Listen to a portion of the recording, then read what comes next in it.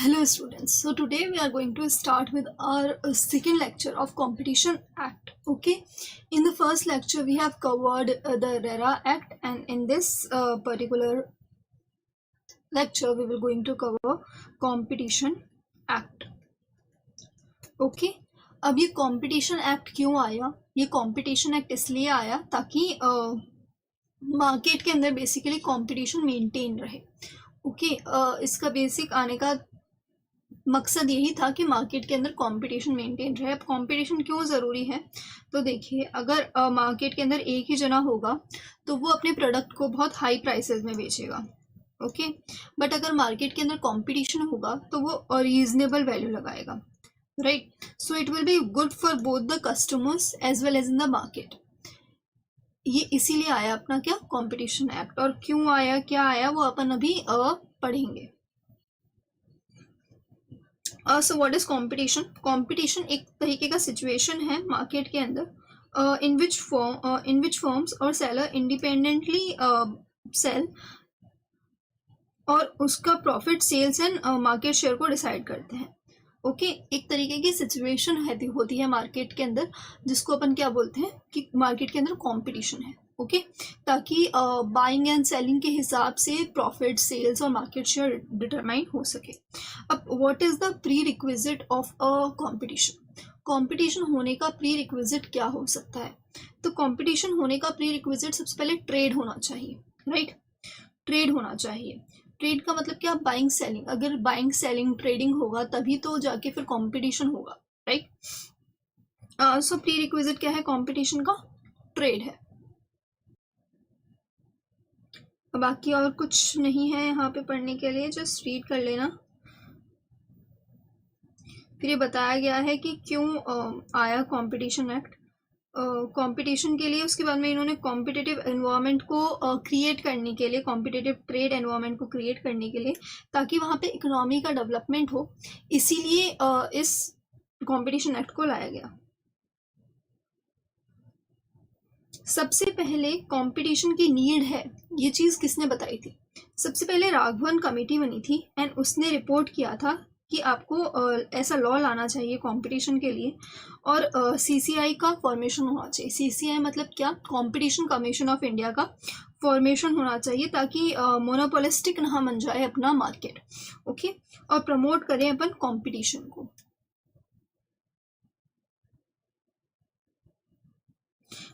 Raghavan committee ने report बनाई थी, सजेशंस बनाए थे, और राघवन कमेटी की रिपोर्ट के हिसाब से सबसे पहले कंपटीशन बिल बना और फिर कंपटीशन बिल से कंपटीशन एक्ट बना.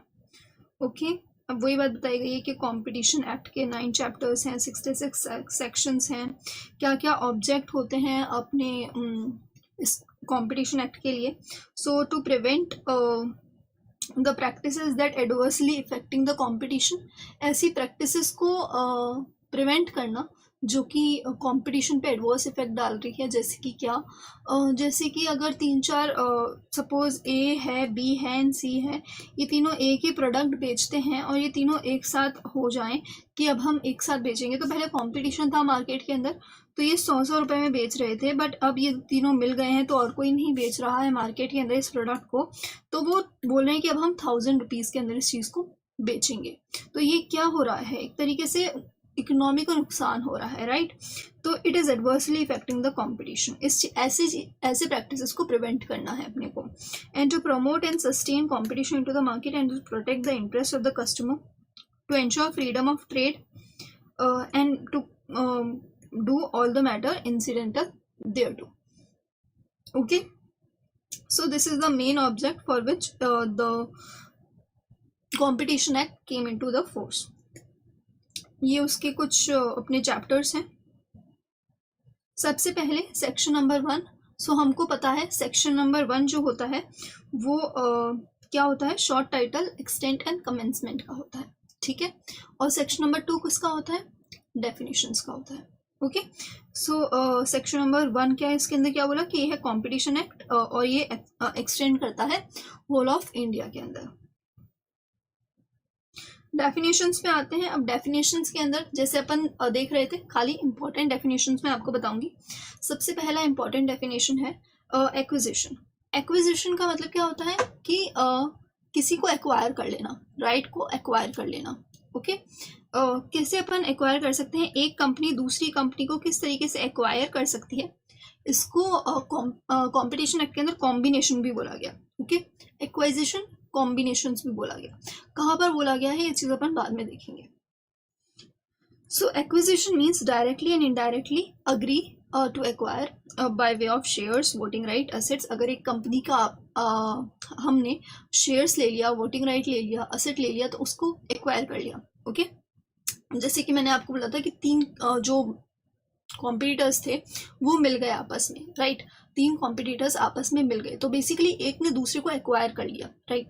और तो एक्विजिशन कैसे हो सकता है, शेयर्स के थ्रू हो सकता है, वोटिंग राइट्स के थ्रू हो सकता है, या फिर अपने असेट के ट्रांसफर के थ्रू हो सकता है, या फिर कंट्रोल ओवर मैनेजमेंट के थ्रू भी हो सकता है। और इसको अपन कॉम्बिनेशंस पढ़ेंगे बाद में।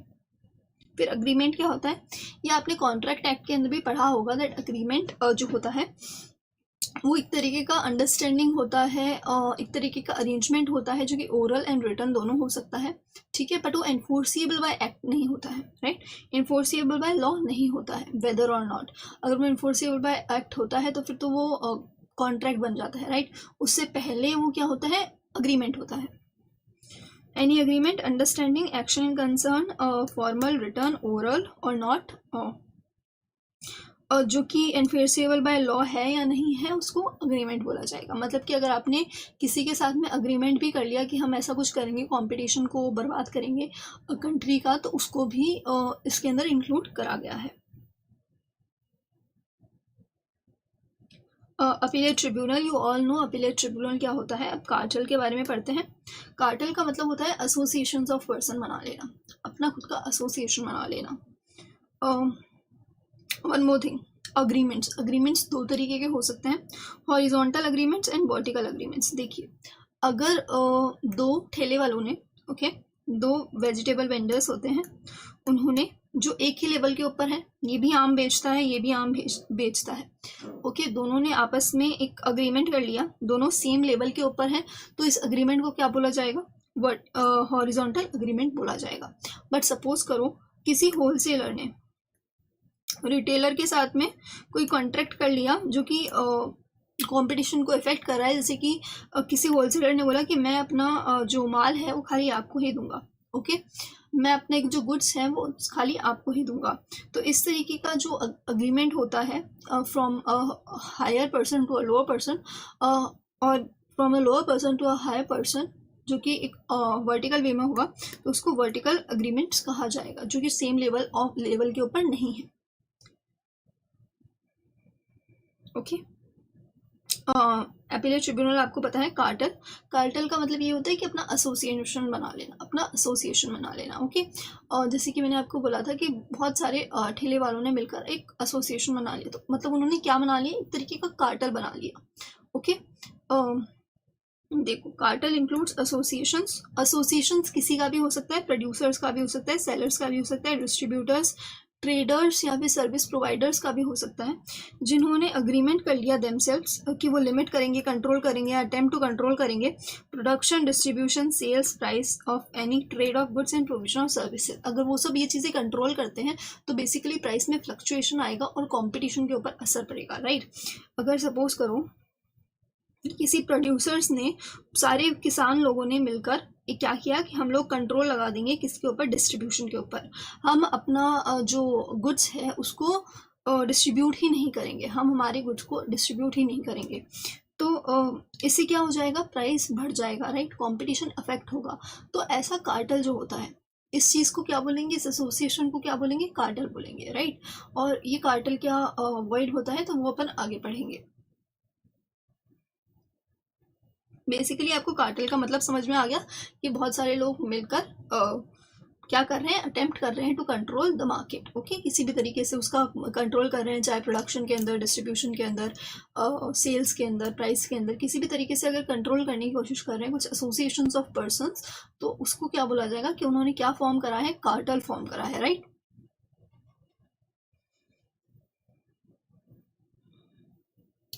टू और मोर इंटरप्राइजेज जो कि क्या कर रही है, फिक्स प्राइस कर रही है, लिमिट कर रही है, एलोकेशन कर रही है, फिर bid rigging and rigging of market कर रही है। बिड रिगिंग का मतलब क्या होता है, देखिए कुछ जनों ने अपना एसोसिएशन बना लिया जो कि एक बिड के अंदर पार्टिसिपेट करने वाले थे।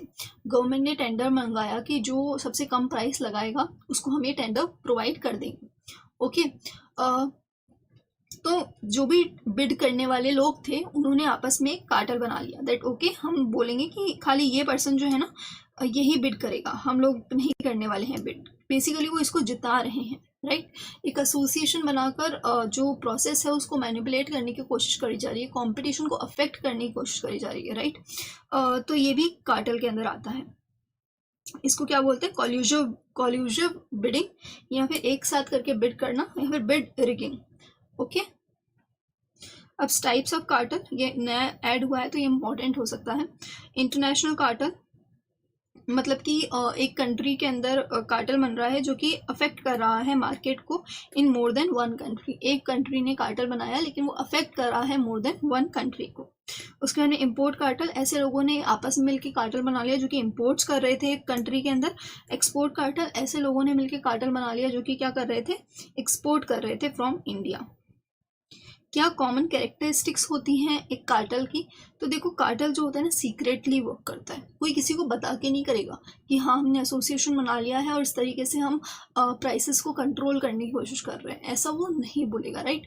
तो ये सीक्रेटली काम करते हैं। उसके बाद में जो मेंबर्स होते हैं वो अपनी एक्टिविटीज़ को छुपाने की कोशिश करेंगे, okay, from detection by the commission. अपनी जो एक्टिविटीज़ हैं उसको किसी तरीके से छुपाने की कोशिश करेंगे वो लोग। कोई दूसरे मेथड कंपनसेशन स्कीम्स वगैरह लेकर आएंगे वो लोग ताकि अलोकेशन ना हो अदर मेंबर्स के अंदर, ठीक है। और जैसे कि मैंने बोला बिड रिगिंग वो लोग करते हैं, तो एक जने को क्यों जाने देंगे, वो बोलेंगे कि ये जना एक बार जीत जाए उसके बाद में जो भी अमाउंट आएगा वो हम तीनों के अंदर डिस्ट्रीब्यूट कर लेंगे, ओके। तो इस तरीके का कुछ करेक्टरिस्टिक्स दी गई हैं कार्टल की। अगर कोई क्वेश्चन आए कि आप कैसे पहचानेंगे कि ये चीज़ कार्टल है या नहीं है, तो वहाँ पर हमको ये करेक्टरिस्टिक्स देखनी पड़ेगी, क्योंकि ये सीक्रेटली वर्क कर रहे हैं, क्योंकि ये ऐसे वर्क कर रहे हैं, इसलिए क्या हो सकते हैं, कार्टल हो सकते हैं, राइट। कंडीशंस क्या क्या होती है कार्टल की, देखो high concentration of few competitors. अगर कुछ मैंने बोला 3 ही जने हैं मार्केट के अंदर, मतलब क्या है, बहुत फ्यू जने हैं, तो वो एक साथ कार्टल फॉर्म कर सकते हैं, right. High entry and exit barriers, अगर एंट्री और एग्जिट बैरियर्स ज़्यादा हैं, देखो अगर 3 जने मिल भी जाते हैं लेकिन फिर भी अगर एंट्री बैरियर कम है तो बहुत सारे लोग फिर भी आते रहेंगे, ओके। तो इसलिए अगर high entry and exit barriers है तो ज़्यादा चांसेस बढ़ जाते हैं क्या, कि कार्टल बन जाएगा। होमोजीनिटी ऑफ प्रोडक्ट, मैंने आपको बताया सब लोग सेम चीज़ बेचेंगे तभी क्या बन सकता है, कार्टल बन सकता है। Access capacity and high dependence of customer on the product, customer का डिपेंडेंस है उस प्रोडक्ट के अंदर तभी तो वो प्राइसेस बढ़ा पाएंगे, राइट। हिस्ट्री ऑफ कॉल्यूजन, उनके पास में हिस्ट्री है कि उन्होंने पहले भी ये काम कर रखा है। एंड एक्टिव ट्रेड एसोसिएशन, वो एक्टिवली हैं, वो ऐसा नहीं है कि हाँ बन गए चलो कुछ काम ही नहीं कर रहे हम लोग, ऐसा नहीं, वो लोग एक्टिवली उसके अंदर काम कर रहे हैं, एक्टिवली पार्टिसिपेट कर रहे हैं, ओके। एग्जाम्पल्स हैं, बस पढ़ लेना। कमीशन, कमीशन मतलब कंपटीशन कमीशन ऑफ इंडिया, जो कि ध्यान रखेगा कि कंपटीशन मेंटेन्ड है या नहीं है, ओके। कंज्यूमर्स, तो देखिए कंज्यूमर इसके अंदर कौन कौन होता है, कोई भी पर्सन जो कि बाय कर रहा है फॉर कंसीडरेशन, पेड या पार्टली प्रॉमिस या पार्टली पेड या डिफर्ड पेमेंट के अंदर काम कर रहा है, ओके। और इट ऑल्सो इंक्लूड रीसेलिंग्स। कंज्यूमर कोई भी हो सकता है इसके अंदर, चाहे वो पे कर रहा है, चाहे पार्टली पे कर रहा है, चाहे वो डिफर्ड पेमेंट के अंदर बोल रहा है कि हम डिफर्ड पेमेंट के हिसाब से आपको बाद में पेमेंट करेंगे, ओके। या फिर वो रीसेलिंग के लिए भी अगर कोई कंज्यूमर ले रहा है आपसे गुड्स तो उसको भी क्या बोला जाएगा, कंज्यूमर बोला जाएगा in the competition act, okay. चाहे वो गुड्स ले रहा है, चाहे वो गुड्स खुद के लिए ले रहा है, चाहे रीसेलिंग के लिए ले रहा है, चाहे कमर्शियल पर्पस के लिए ले रहा है, उसको क्या माना जाएगा, कंज्यूमर माना जाएगा। और सर्विसेज भी भले वो खुद के लिए ले रहा है, पर्सनल यूज़ के लिए ले रहा है, कमर्शियल पर्पस के लिए ले रहा है, उसको भी क्या माना जाएगा, कंज्यूमर माना जाएगा under the competition act. But under the consumer protection act, under the consumer protection act consumer खाली वो होता है जो खुद के लिए कंज्यूम कर रहा है, ओके। कंज्यूमर खाली वो होता है जो खुद के लिए कंज्यूम कर रहा है फॉर पर्सनल पर्पस, कहाँ पर, कंज्यूमर प्रोटेक्शन एक्ट के अंदर। तो देखिए कंज्यूमर जो पर्सनल के लिए यूज़ कर रहा है, कमर्शियल के लिए यूज़ कर रहा है, रीसेलिंग के लिए यूज़ कर रहा है, सब लोग इंक्लूड होंगे कहाँ पर, कंपटीशन एक्ट के अंदर। लेकिन कंज्यूमर प्रोटेक्शन एक्ट किसको खाली प्रोटेक्शन देगा, ओनली उन पर्सनस को जो कि परचेज कर रहे हैं for their personal purpose. I hope that आपको समझ में आया हो। ये आता है, एक दो क्वेश्चन आए हैं इसके ऊपर कि कौन से लोग कंज्यूमर प्रोटेक्शन एक्ट के अंदर कंज्यूमर्स कहलाएंगे और कौन से लोग कंज्यूमर कहलाएंगे under the competition act. Enterprise क्या होती है, इंटरप्राइजेस वो डिपार्टमेंट ऑफ गवर्नमेंट होते हैं, सारे डिपार्टमेंट ऑफ गवर्नमेंट क्या कहलाएंगे, इंटरप्राइज कहलाएंगे। बट कौन से इंक्लूड नहीं होंगे, तो वो वाले इंक्लूड नहीं होंगे जो कि वो चीज़ कर रहे हैं जो कि ओनली गवर्नमेंट कर सकती है, तो ये लोग क्या नहीं कहलाएंगे, ये लोग इंटरप्राइज नहीं कहलाएंगे। कौन सी होती है वो चीज़ें जो खाली गवर्नमेंट करती है, जैसे कि करेंसी नोट्स। करेंसी नोट्स अपन तो नहीं छाप सकते ना, अपन नहीं छाप सकते करेंसी नोट, वो खाली गवर्नमेंट कर सकती है, तो ये चीज़ें इंटरप्राइज के अंदर नहीं आएगी। डिफेंस अपन नहीं कर सकते, एटॉमिक एनर्जी का काम हम लोग नहीं कर सकते हैं, एंड स्पेस से रिलेटेड डीलिंग हम लोग नहीं कर सकते हैं, राइट। गुड्स आपको पता है, गुड्स हर कोई चीज़ जो बिक रही है, जो मैन्युफैक्चर हो रही है, प्रोड्यूस हो रही है, माइंड हो रही है। डिबेंचर और स्टॉक्स को भी गुड्स बोला गया है, और शेयर्स आफ्टर अलॉटमेंट को क्या बोला गया है, गुड्स बोला गया है। मतलब कि जो एप्लीकेशन मनी होती है, शेयर एप्लीकेशन मनी, क्या वो गुड्स होगी, नहीं, वो गुड्स नहीं होगी। क्यों, क्योंकि पहले शेयर एप्लीकेशन मनी रिसीव होती है, उसके बाद में क्या होता है, अलॉटमेंट होता है, तो अलॉटमेंट के बाद में तो वो क्या हो जाएगा, गुड्स कहलाएगा। लेकिन एप्लीकेशन मनी जो होती है, शेयर एप्लीकेशन मनी, वो गुड्स नहीं है, ओके। और goods will also include the things that are important into India. क्या फिक्स डिपॉजिट गुड्स कहलाएगा, हाँ, फिक्स डिपॉजिट भी गुड्स कहलाएगा। एप्लीकेशन मनी गुड्स होती है क्या, नहीं। शेयर्स गुड्स होते हैं क्या, यस। सो मैंने सब कुछ कवर कराया है आपको, आप बस जो चीज़ें हैं उसको एक बार रीड आउट करेंगे, so you will able to understand that all the things has been covered. Members तो वही जो कमीशन के मेंबर्स होंगे, इंक्लूड्स चेयरपर्सन। नोटिफिकेशन, वो नोटिफिकेशन जो ऑफिशियल गैजेटे में आता है। इन पर्सन्स वही लोग जो इनकम टैक्स के अंदर पर्सन्स कहलाते हैं, जैसे individuals, HUF, company, firms, association, etcetera. Price मतलब कोई भी वैल्यू ऑफ कंसिडरेशन जो हम पेमेंट कर रहे हैं। बाकी कुछ ऐसा इंपॉर्टेंट नहीं लग रहा। रेलेवेंट मार्केट, देखिए कंपटीशन के लिए, कंपटीशन को देखने के लिए वो बोलेंगे कि कंपटीशन जो हो रहा है वो रेलेवेंट मार्केट के अंदर होना चाहिए और रेलेवेंट जोग्राफिकल मार्केट के अंदर होना चाहिए, ठीक है। तो रेलेवेंट मार्केट मतलब कि relevant product market and relevant geographical market, मतलब अगर कंपटीशन आप कर ही रहे हो, कंपटीशन का उल्लंघन आप कर ही रहे हो, तो वो रेलेवेंट प्रोडक्ट मार्केट मतलब कि आम, जैसे कि मैंने आपको बोला था कि ठेले लग रहे हैं एंड ठेले के अंदर क्या बिक रहे हैं, आम बिक रहे हैं, राइट। और ये कहाँ पर हो रहा है, ये मंडी में हो रहा है, सब्जी मंडी में हो रहा है, राइट। तो रिलेवेंट प्रोडक्ट मार्केट, क्या प्रोडक्ट यहाँ पर रिलेवेंट है, क्या उस प्रोडक्ट के ऊपर यहाँ पे कंपटीशन हो सकता है, यस, आम के ऊपर यहाँ पे कंपटीशन हो सकता है। क्या जोग्राफी ऐसी है कि वहाँ पे कंपटीशन को अफेक्ट पड़ेगा, यस। अगर आप मंडी के अंदर कुछ ऐसा काम करते हैं तो कंपटीशन को अफेक्ट पड़ेगा। तो कंपटीशन को अफेक्ट पड़ रहा है या नहीं पड़ रहा, वो ये भी देखना पड़ता है अपने को कि वो रेलेवेंट प्रोडक्ट मार्केट के अंदर हो रहा है या नहीं हो रहा है, या फिर रेलेवेंट जोग्राफिकल मार्केट के अंदर हो रहा है या नहीं हो रहा है। इतना ही समझना काफ़ी है इसके अंदर। बाकी कुछ फैक्टर्स वगैरह हैं, तो अगर उससे रिलेटेड कोई क्वेश्चन आता है तो अपने को वो फैक्टर्स एज इट इज़ लिखने होते हैं कि what factors you must determine that how to find out that whether it is a relevant product market और रेलेवेंट जोग्राफिकल मार्केट। बेसिकली मतलब पता होना चाहिए, मतलब आपको पता चल गया है। और रेलेवेंट जोग्राफिकल मार्केट एरिया जहाँ पर डिमांड एंड सर्विस हो रही है, कहाँ पे, एग्जाम्पल मैंने आपको दे दिया, मंडी के अंदर, वहाँ पे डिमांड एंड सप्लाई होगा रेलेवेंट प्रोडक्ट मार्केट का, रेलेवेंट प्रोडक्ट का, ओके। अब देखिए यहाँ पे क्या था, एक DLF कंपनी थी जो कि डोमिनेंट पोजीशन को एंजॉय कर रही थी रेलेवेंट मार्केट के अंदर। और वो लोग क्या कर रहे थे, बेसिकली वो गुरुग्राम के अंदर, गुड़गांव के अंदर, गुरुग्राम एक जगह है हरियाणा के अंदर, वहाँ पर ज़्यादा अमाउंट के अंदर फ्लैट्स बेच रहे थे।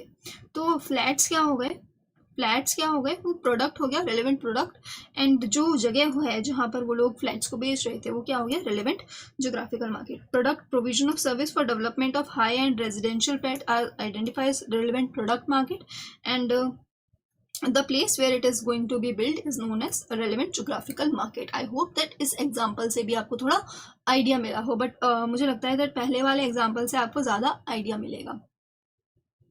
सर्विसेज आप सबको पता है, जो सर्विसेज अपने को मिल रही हैं डे टू डे, चाहे बैंकिंग से रिलेटेड हो, कम्युनिकेशन, एजुकेशन, फाइनेंस, इंश्योरेंस, वो क्या होती हैं, सब सर्विसेज होती हैं। शेयर्स क्या होते हैं, गुड्स होते हैं, right. Shares also include free shares, preference shares and debentures, okay. चाहे वो वोटिंग राइट वाले हों नहीं हों, सिक्योरिटी दर होल्डिंग वोटिंग राइट, सब लोग क्या क्या रहेंगे, शेयर्स के अंदर आएंगे। क्या शेयर्स के अंदर प्रेफरेंस शेयर्स इंक्लूड होते हैं, यस। क्या शेयर्स के अंदर डिबेंचर्स इंक्लूड होते हैं, यस। वैसे इंक्लूड नहीं होते हैं, लेकिन इस एक्ट के लिए माना गया कि हाँ इंक्लूड होते हैं, okay. To cover it into the definition of goods. Turnover, अब देखो कंपटीशन के ऊपर इफेक्ट पड़ा, ठीक है। आपने कंपटीशन को हिलाया और उससे कुछ अमाउंट आपने रिकवर करा, मतलब कि आपने कंपटीशन को अफेक्ट करा और उससे आपको 100 करोड़ रुपीस का टर्नओवर हुआ। तो आपके ऊपर बाद में जाके जब पेनल्टी लगती है, आप पकड़े जाते हो, तो वो पेनल्टी आपके टोटल टर्नओवर, सपोज जो 1000 करोड़ था उसके ऊपर नहीं लगती, बट उस रिलेवेंट टर्नओवर के ऊपर लगती है जो कि आपने कंपटीशन को अफेक्ट करके कमाया गया है, ओके। आई होप आप मेरी बात समझ पा रहे हैं। उस रेलिवेंट टर्नओवर को क्या बोला जाएगा, रेलिवेंट टर्नओवर बोला जाएगा, एंड उसका एक परसेंटेज आपको क्या करना पड़ता है, पेनल्टी के रूप में देना पड़ता है। तो इसलिए यहाँ पे टर्नओवर की डेफिनेशन दी गई है कि टर्नओवर वो टर्नओवर होता है, वो रेलिवेंट टर्नओवर होता है जो कि आपने कंपटीशन को अफेक्ट करके कमाया गया है, और वो रेलिवेंट टर्नओवर पे आपको क्या देना पड़ेगा, एक परसेंटेज ऑफ पेनल्टी देना पड़ेगा अगर आप पकड़े गए तो। फिर सेक्शन नंबर 3 के ऊपर आते हैं कि अगर आपने कोई एंटी कॉम्पिटिटिव अग्रीमेंट करा है किसी के साथ में, तो वो क्या हो जाएगा, वॉइड हो जाएगा, right. Prohibition on anti competitive agreement, कोई भी ऐसा अग्रीमेंट जो कि एडवर्स इफेक्ट डाल रहा है कॉम्पिटिशन के ऊपर, उसको क्या मान लिया जाएगा, वॉइड मान लिया जाएगा। कैसे होते हैं अग्रीमेंट्स, जो कि मैंने आपको बताया था कि कोई भी लिमिट कर रहा है प्रोडक्शन, अलोकेशन ऑफ मार्केट कर रहा है, लिमिट कर रहा है प्रोडक्शन ऑफ सप्लाई, मतलब देखिए मैं आपको बताती हूँ। जो मैन्युफैक्चरर्स थे उन्होंने बोला दैट हम आपको अब प्रोडक्शन नहीं देंगे, सप्लाई नहीं देंगे, तो क्या होगा, प्राइस इंक्रीज होगा, फ्लक्चुएशन आएगा मार्केट के अंदर, राइट। अलोकेशन ऑफ मार्केट, दो कॉम्पिटिटर्स थे, उन्होंने कल्यूड कर दिया, उन्होंने बोला कि अच्छा एक काम करो, ए वाले प्लेस के अंदर आप मार्केटिंग करो और बी वाले प्लेस के अंदर मैं मार्केटिंग कर रहा हूँ, मतलब कि उन्होंने बेसिकली अलोकेशन कर दिया मार्केट का। तो ये भी उन्होंने कंपटीशन को अफेक्ट करा है, बल्कि उन्होंने अपनी अपनी जगह डिसाइड कर ली, तो बेसिकली अब वो वहाँ पे मोनोपोली कर रहा है, ये यहाँ पे मोनोपोली कर रहा है, ओके। उन्होंने फिक्स प्राइस कर दी कि इससे कम प्राइस में तो हम बेचेंगे ही नहीं, दोनों ने डिसाइड कर लिया कि 1000 रुपये के नीचे हम लोग बेचेंगे ही नहीं। कल्यूसिव बिडिंग कर लिया, ये भी मैंने आपको समझा दिया है। Exclusive supply and distribution agreement कर लिया उन्होंने, मतलब जैसे कि होलसेलर ने बोला कि मैं खाली इस रिटेलर को ही अपना माल बेचूंगा, तो बेसिकली कंपटीशन हो रहा है, क्यों, क्योंकि दूसरे जितने भी प्लेयर्स थे उनको तो सप्लाई मिल ही नहीं पा रहा है। तो exclusive supply and distribution agreements भी क्या होते हैं, अब्यूजिव होते हैं टू कंपटीशन। अभी कौन कौन से अग्रीमेंट्स होते हैं जो कि कॉम्पिटिटिव होते हैं, तो इसके अंदर अपन 2 केसेस पढ़ेंगे, वही horizontal agreement and vertical agreements, okay. अभी कैसे अप्रिशिएबल एडवर्स इफेक्ट डालता है कंपटीशन के अंदर, क्रिएशन करता है barriers for new entries, benefits को एक्रू नहीं करने देता है कस्टमर्स को। एक बार रीड आउट कर लेना, समझ में आ जाएगा कि किस तरीके से कंपटीशन के कारण नुकसान हो रहा है, ओके। जो भी एंटी कॉम्पिटिटिव अग्रीमेंट्स होते हैं वो क्या होते हैं, वॉइड होते हैं। हॉरिजॉन्टल अग्रीमेंट्स मतलब कि सेम लेवल के ऊपर कैसे आप अब्यूज़ कर सकते हो, कैसे आप एंटी कॉम्पिटिटिव अग्रीमेंट्स बना सकते हो। तो हॉरिजॉन्टल अग्रीमेंट्स के अंदर any agreement between enterprise, okay, इन सब लोगों के बीच में अग्रीमेंट होगा और वो कैसा होगा कि उन्होंने सेल प्राइस डिटरमाइन कर दी, सेम लेवल के लोगों ने सेल प्राइस डिटरमाइन कर दी कि इससे नीचे हम नहीं बेचेंगे।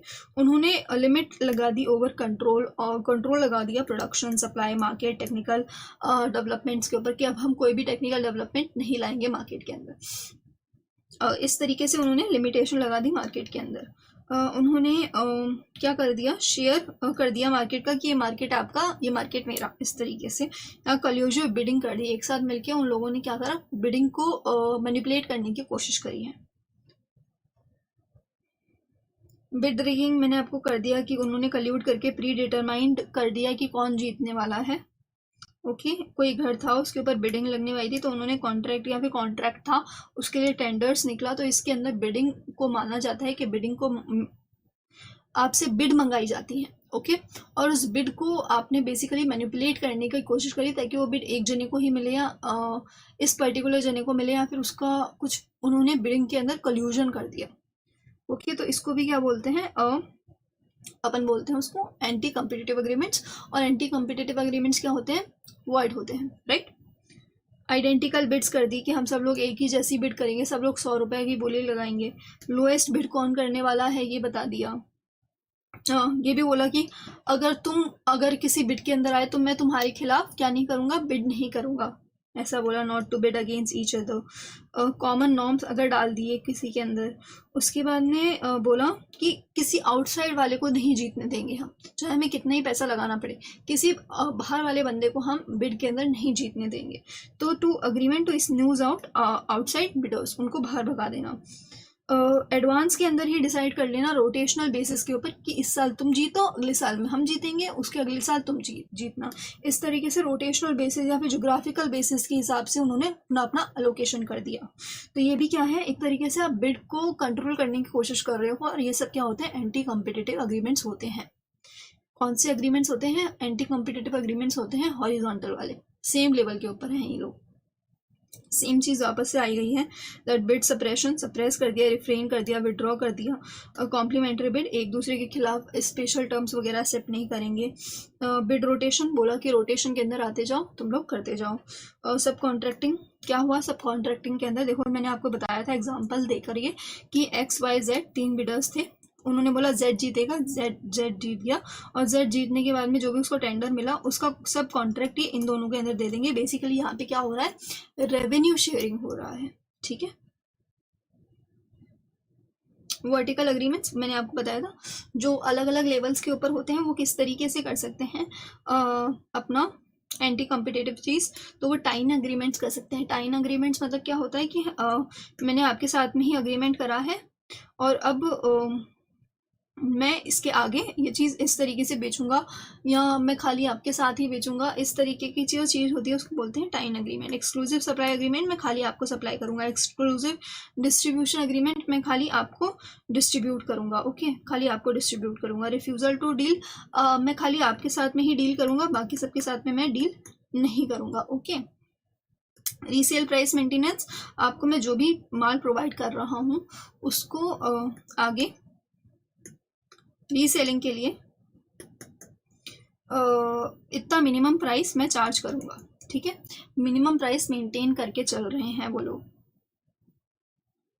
तो इस तरीके की चीज़ें क्या कहलाएंगी, वर्टिकल अग्रीमेंट्स, वर्टिकल अग्रीमेंट्स कहलाती हैं, वर्टिकल एंटी कॉम्पिटिटिव अग्रीमेंट्स कहलाएंगे, ओके।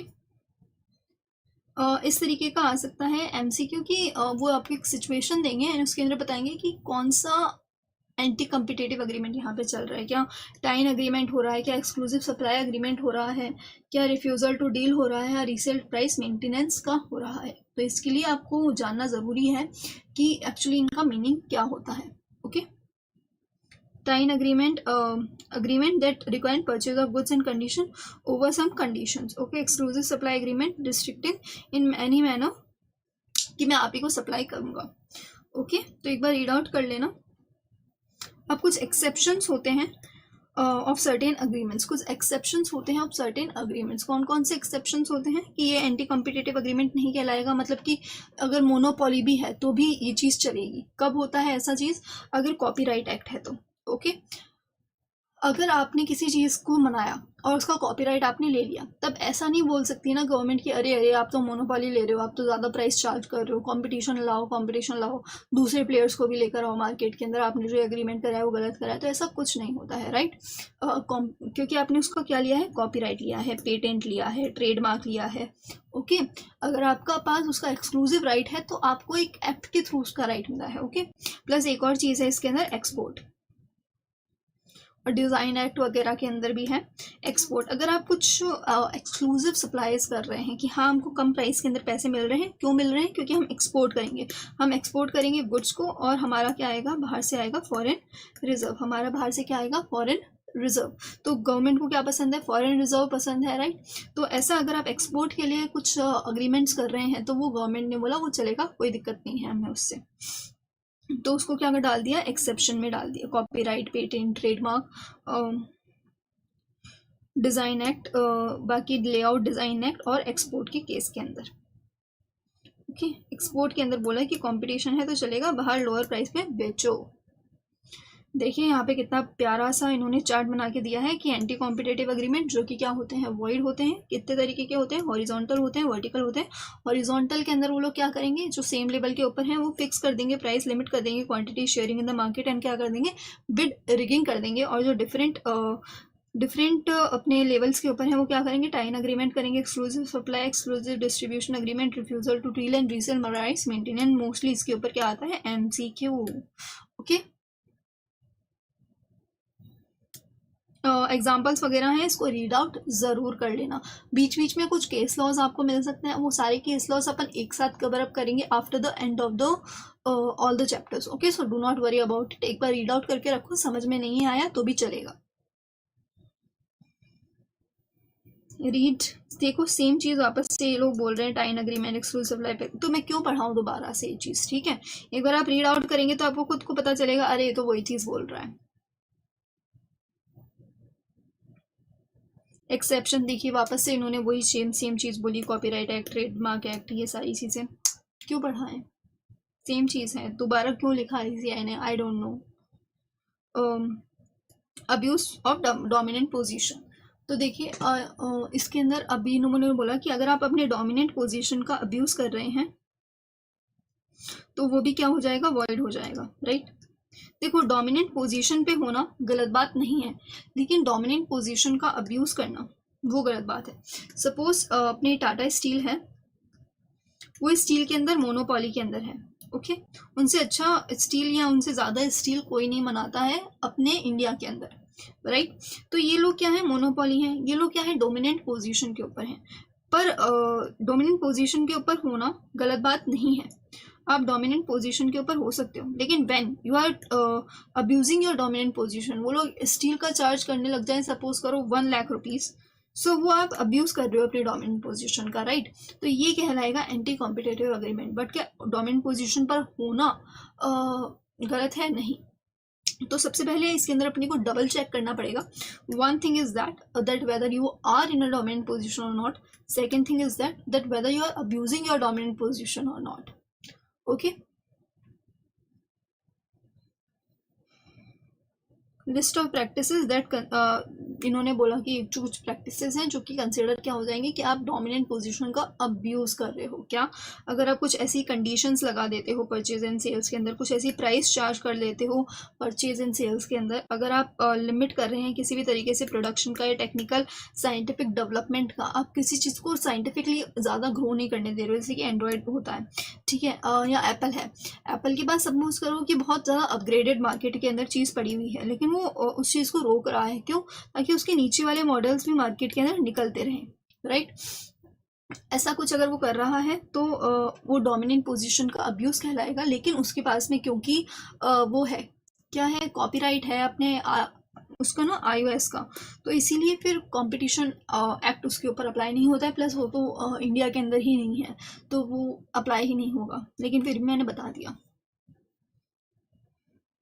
कि ये एक्चुअली पॉइंट क्या कहना चाह रहा है। इसलिए indulge in the practices and practices result in denial in the market, किसी भी तरीके से वो रोक रहा है दूसरे लोगों को मार्केट के अंदर आने से। कॉन्ट्रैक्ट कर रहा है किसी तरीके के, या फिर अदर मार्केट के अंदर इंजॉय करने की पोजीशन कर रहा है, जैसे कि टाटा स्टील है, वो स्टील के अंदर है, तो अब वो स्टील के अंदर डोमिनेंट पोजीशन के ऊपर है, तो उससे वो चाह रही है कि अब वो लेड के मार्केट के अंदर भी कैप्चर कर सके।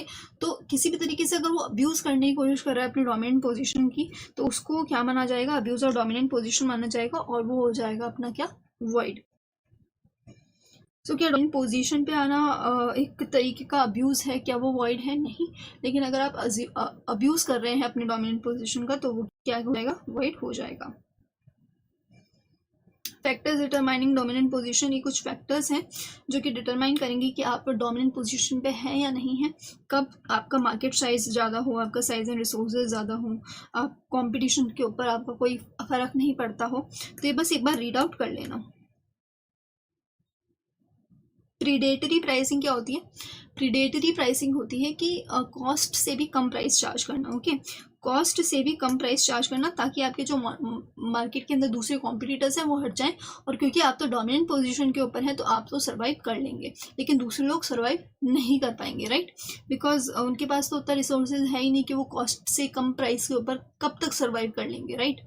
वही चीज़ यहाँ पे बोली गई है, और इसको टोटल कॉस्ट के हिसाब से देखा जाता है। सपोज करो आपके पास में 3 प्रोडक्ट है, ए, बी एंड सी, इनका कॉस्ट प्राइस है 50, 60 and 50, 60 and 40। So total cost price हो गया अपना 150। सो इवन इफ आप ए को 40 रुपीज़ में बेच रहे हैं, बी को 100 रुपीज़ में बेच रहे हैं, एंड सी को आप बेच रहे हैं सपोज करो 20 रुपीज़ के अंदर, तो क्योंकि इसका टोटल 160 हो गया, ये प्रीडेटरी प्राइसिंग नहीं कहलाएगा। इंडिविजुअल नहीं देखा जाएगा कि इसका तो आपने प्राइस कम रखा है, इसका प्राइस कम रखा है, नहीं, टोटल देखा जाएगा। ओके, टोटल देखा जाएगा। ये मैंने आपको क्यों बताया, क्योंकि इससे रिलेटेड एक केस स्टडी आई थी, तो उसके अंदर टोटल करके अपने को देखना पड़ता है कि प्रेडेटरी प्राइसिंग है या नहीं है। ओके, और जैसे कि जियो है मार्केट के अंदर, उसने नेट को इतना सस्ता कर दिया कि कॉस्ट प्राइस से भी कम में कर रहा है, तो वो उन्होंने क्या करा, कंपटीशन को आउट कर रहे हैं मार्केट के अंदर, अब्यूज़ कर रहे हैं अपनी डोमिनेंट पोजीशन का। तो क्या सीसीआई उनके ऊपर जुर्माना कर सकता है? हाँ, कर सकता है, और शायद किया भी था।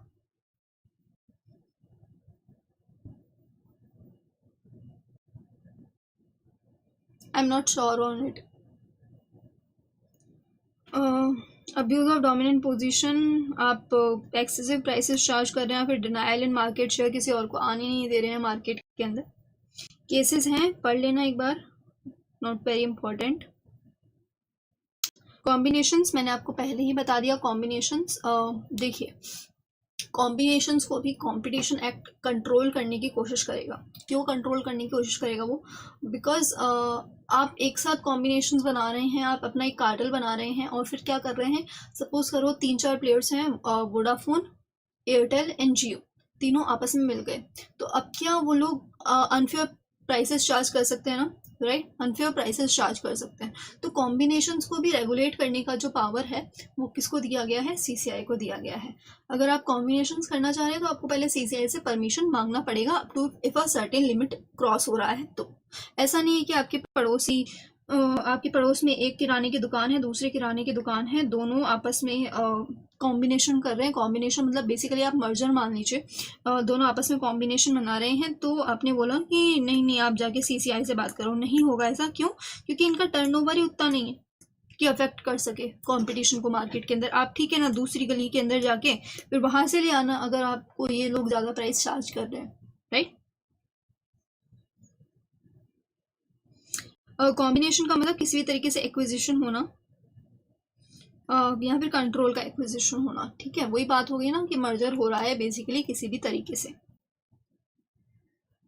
मर्जर एंड अमालगमेशन हो जाना, तो वही तरीका दे रखा है इसके अंदर, बस कुछ नहीं।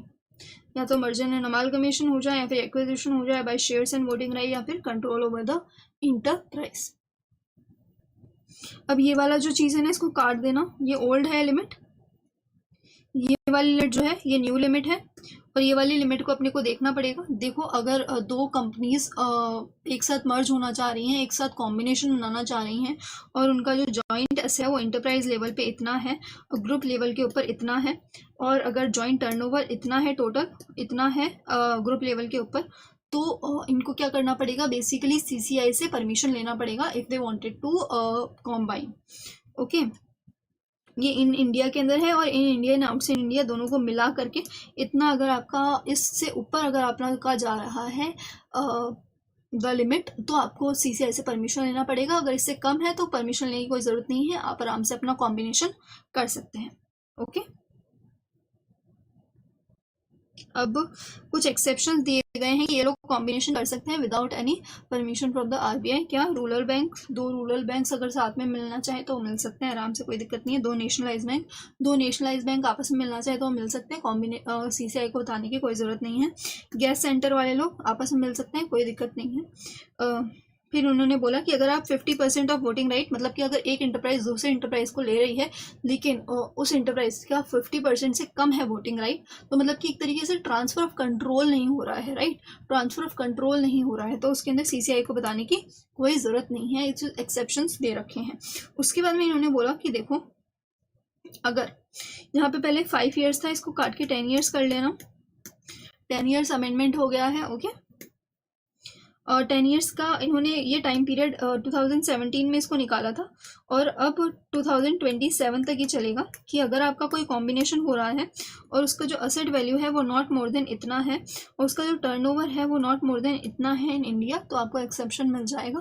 आपको वो वाली लिमिट देखने की ज़रूरत नहीं है। अगर इस वाली लिमिट के अंदर भी आप काउंट हो रहे हो तो फिर आपको CCI को बताने की कोई ज़रूरत नहीं है। Okay, very very much important.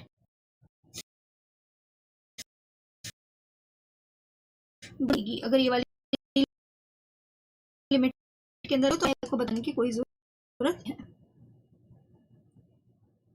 Right.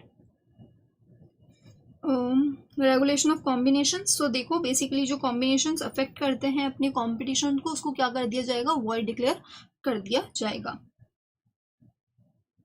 किस तरीके से आपको बताना पड़ेगा CCI को, तो देखो जैसे ही आपने बोला कि ये कंपनी दूसरी कंपनी के साथ एक्वायर हो जाएगी, मर्ज हो जाएगी, कॉम्बिनेशन बनाना चाहती है, तो आप कोई भी बोर्ड रेजोल्यूशन पास करोगे, राइट, कि हम लोग कॉम्बिनेशन कर रहे हैं, तो उसके बोर्ड रेजोल्यूशन के विदिन 30 डेज के अंदर आपको अप्रूवल लेना पड़ेगा CCI से। 30 डेज के अंदर अंदर आपको CCI को नोटिस भेजना चाहिए कि देखो हम लोग क्या करने जा रहे हैं, हम लोग कॉम्बिनेशन होना चाह रहे हैं। उसके बाद में आपको वेट करना पड़ेगा 210 डेज तक का, या फिर जब तक कि आपको पहले अगर ऑर्डर मिल जाए तो ऑर्डर तक का। अगर आपने 30 डेज के अंदर अंदर उनको दिया, उसके बाद में सपोज 45 डेज के अंदर ही आपको ऑर्डर मिल गया तो ठीक है। अगर ऑर्डर नहीं मिला तो आपको 210 डेज तक का वेट करना पड़ेगा ऑर्डर के लिए। अगर ऑर्डर आ जाता है तो ठीक है, अगर ऑर्डर नहीं आता है तो फिर मान लिया जाएगा कि आपको डीम्ड अप्रूवल मिल गया है। ओके, अगर अप्रूवल नहीं मिलेगा तब वो आपको रिजेक्शन का ऑर्डर दे देंगे, right. Only after 210 days has been lapse combination can be done.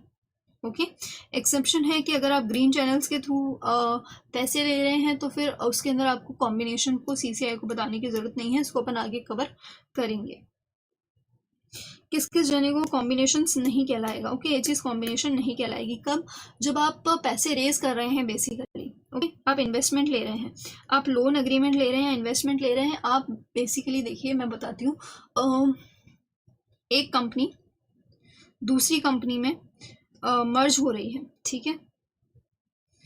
Basically वो उसका सपोज करो इक्विटी ले रही है 50% से ज़्यादा, लेकिन वो क्यों ले रही है, वो इसलिए नहीं ले रही है कि हम लोग आपस में मिल जाएंगे फिर हम मार्केट को अफेक्ट करेंगे, कंपटीशन को अफेक्ट करेंगे और ये करेंगे वो करेंगे, वो इसलिए नहीं ले रही है, मोनोपोली क्रिएट करेंगे इसलिए नहीं ले रही है। किस लिए ले रही है फिर, क्योंकि उसको इन्वेस्टमेंट चाहिए, उसको लोन चाहिए, इसलिए वो अपने राइट्स दे रही है, अपने इक्विटी शेयर्स दे रही है। तो आपका बेसिकली कोई भी तरीका नहीं है, आपका कोई भी मंशा नहीं है कि आप कंपटीशन को अफेक्ट करो, तो ऐसे के अंदर आपको CCI को बताने की ज़रूरत नहीं है, लेकिन आपको इन्फॉर्म करने की ज़रूरत है विदिन 7 डेज टू ICI कि सॉरी टू CCI कि हम लोग क्या कर रहे हैं, इस तरीके का कॉम्बिनेशन कर रहे हैं। और ये कॉम्बिनेशन किस लिए हो रहा है, खाली एक लोन अग्रीमेंट है, यहाँ पे कोई इन्वेस्टमेंट अग्रीमेंट है। 7 डेज के अंदर आपको इन्फॉर्मेशन दे देना है। अगर हाँ ये देखो ये 5 ईयर्स कोई वाला सेम है, इसको 10 ईयर्स कर दीजिए।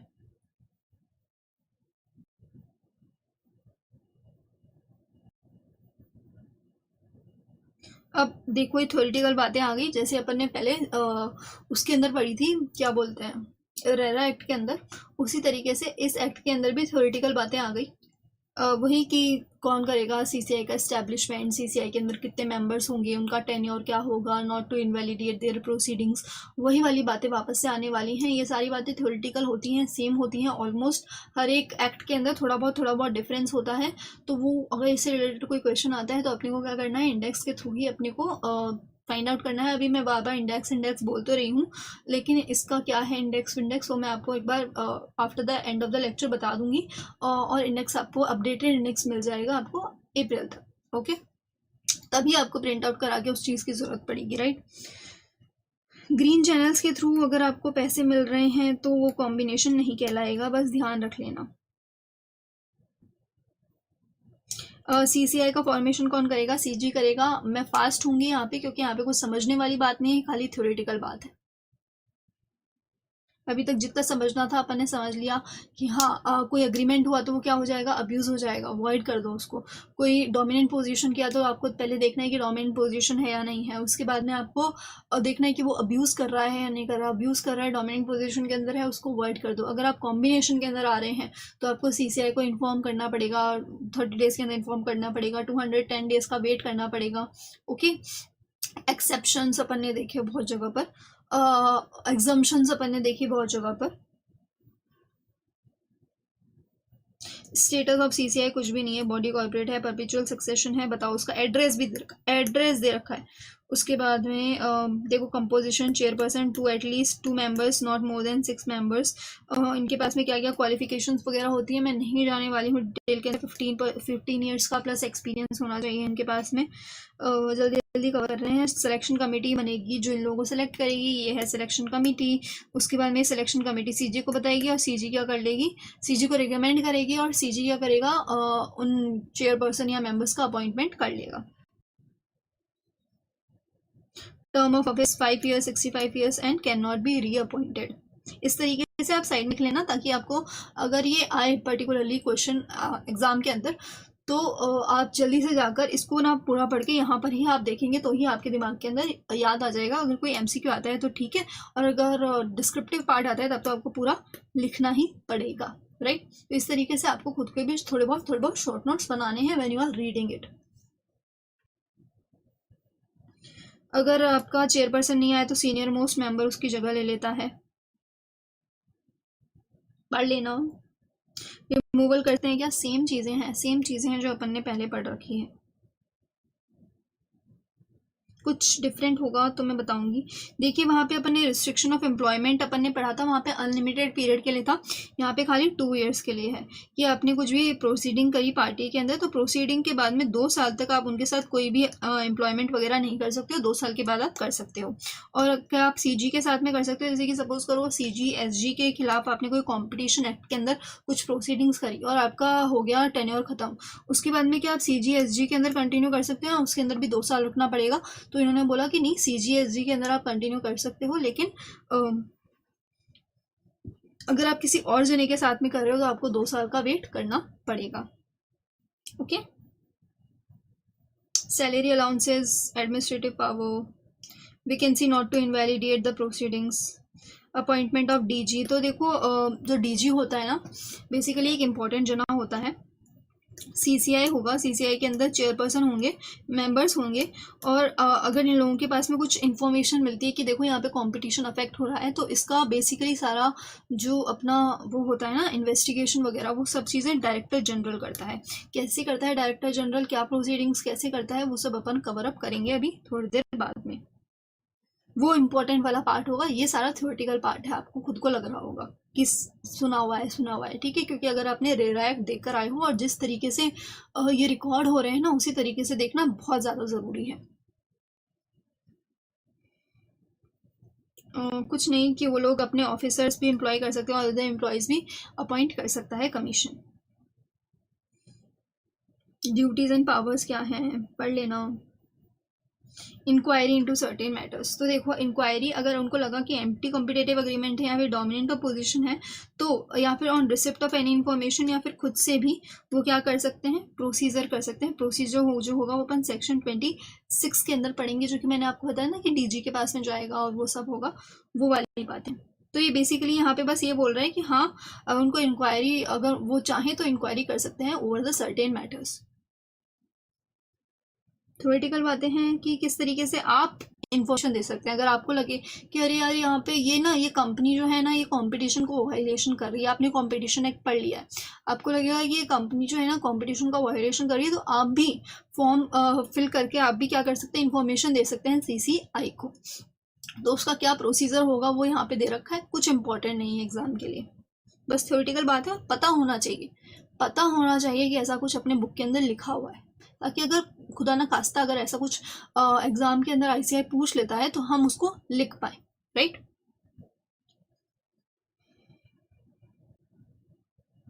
फैक्टर्स जो कि अप्रिशिएबल इफेक्ट डालेंगे, तो देखो यहाँ पे बहुत ज्यादा ना फैक्टर्स लिखे हुए होंगे, आप उनको अच्छे से अंडरलाइन कर लेना, एक बार पढ़ लेना। अगर कोई फैक्टर पूछता है कि कौन से फैक्टर्स डिटरमाइन होते हैं, तो इंडेक्स के अंदर जाना है, फैक्टर्स देखना है और लिख देना है।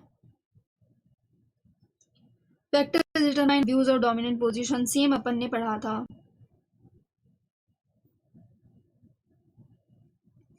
अब इंक्वायरी कर सकता है कॉम्बिनेशन, पहले अपन ने पढ़ा था कि वो इंक्वायरी कर सकता है abuse of agreement and abuse of dominant position, और यहाँ पे वो बोल रहा है कि कॉम्बिनेशन के अंदर भी अगर वो चाहे तो इंक्वायरी कर सकता है। ठीक है, पहले अपन ने क्या पढ़ा था, abuse of agreement, anti competitive agreement, abuse of what, abuse of dominant position,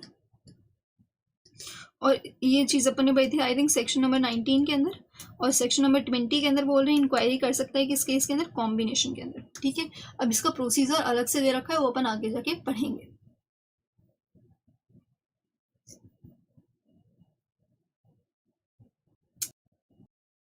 faction as appreciable effect on लेना,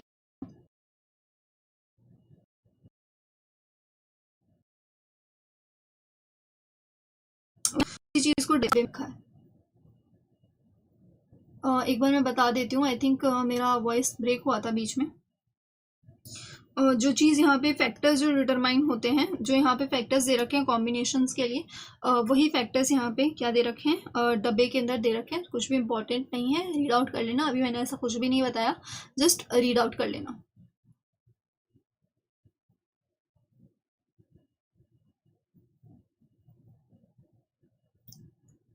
अगर कोई स्टैट्यूटरी अथॉरिटी है, वो सीसीआई को बोल सकती है कि देखो देखो यहाँ पे कंपटीशन का इफेक्ट पड़ रहा है, तो सीसीआई को रिप्लाई देना पड़ेगा विद इन 60 डेज, और सीसीआई भी किसी भी स्टैट्यूटरी अथॉरिटी को कोई इन्फॉर्मेशन दे सकती है, और फिर उस स्टैट्यूटरी अथॉरिटी को 60 डेज के अंदर रिप्लाई देना पड़ेगा कि कुछ हो रहा है या नहीं हो रहा है, राइट। सीसीआई को 60 डेज के अंदर रिप्लाई देना है, कमीशन भी कर सकता है, स्टैट्यूटरी बॉडी को 60 डेज के अंदर रिप्लाई देना पड़ेगा। देखो कितना बड़ा उसको इतना बड़ा लिख रखा है, लेकिन अपन ने उसको एक लाइन के अंदर समराइज कर दिया, तो ऐसा मैं सोचना छुड़ा रही हूँ, जब रीड आउट करोगे तब पता चल जाएगा कि कुछ भी आपको नहीं छुड़ाया है, सब कुछ समझ में आया है, राइट। और रीड आउट करना बहुत ज़्यादा ज़रूरी है खुद से। ठीक है, आप लेक्चर्स लेते हैं, राइट, आप डीटी के लेक्चर्स लिए होंगे, एससीएमपी के लेक्चर्स लिए होंगे, लेक्चर्स एक अलग बात है और सेल्फ रीडिंग एक अलग बात है। ओके, उसके बाद में क्वेश्चन प्रैक्टिस एक दूसरी ही बात है, राइट। प्रोसेस है पूरा, जो जना प्रोसेस को कंप्लीट करेगा वो पास होगा। ओके, प्रोसेस क्या है, सबसे पहले आप लेक्चर देखिए, लेक्चर से आपको बेसिक अंडरस्टैंडिंग मिलेगी, राइट। अगर आप किसी एक ऐसे जने का लेक्चर देख रहे हैं जिससे आपको अंडरस्टैंडिंग मिल रही है, that lecture is good. Okay, lecture से आपको अंडरस्टैंडिंग मिल गई, समझ में आया चीज़, ओके। उसके बाद में आपको क्या करना है, सेल्फ रीडिंग करना है। सेल्फ रीडिंग से आपको डबल समझ में आएगा, राइट। और सेल्फ रीडिंग करने के बाद में अपने को क्या करना होता है, प्रैक्टिस करनी होती है, प्रैक्टिस ऑफ क्वेश्चन। और यहाँ पे अपन क्या करने वाले हैं, प्रैक्टिस करने वाले हैं केस स्टडीज की, राइट। अपन यहाँ पे क्या करने वाले हैं, प्रैक्टिस करने वाले हैं केस स्टडीज की। और प्रैक्टिस हो जाने के बाद में क्या करते हैं, टेस्ट देते हैं। जब अपन टेस्ट देते हैं तो अपने को सच में पता चलता है कि कितनी बातें अपने को रिटेन में रही, क्या अपन उस चीज़ को अप्लाई कर सके या नहीं कर सके, and this applies to all the subjects. सबसे पहले आप लेक्चर्स लीजिए, यूट्यूब से लीजिए, कहीं से भी लीजिए, पेड लीजिए, अगर आपको वो चीज़ समझ में आ रही है, वेल एंड गुड, समझ में आया, सेल्फ रिविजन किया, समझ में आया, और भी ज़्यादा क्लैरिटी मिली, क्वेश्चन का प्रैक्टिस किया, टेस्ट दिया, टेस्ट में मार्क्स आए, गुड, टेस्ट में मार्क्स नहीं आए, इम्प्रूव।